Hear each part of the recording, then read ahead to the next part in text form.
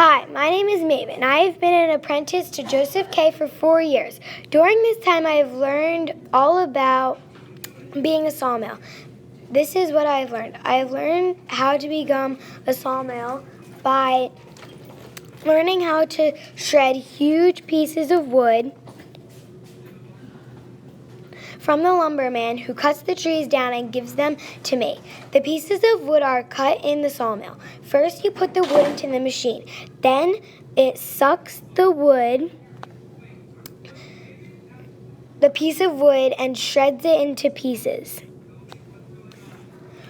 When I'm done all that, I make boards. Boards are wooden poles that you can make doors, desks, and chalk holders.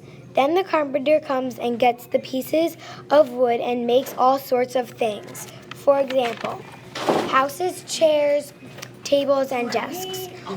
The tools that I use for my job are the sawmill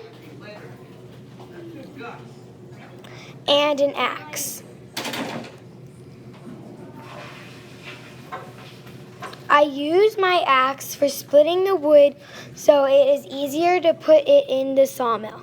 I spent 4 years and I am ready to start my own shop.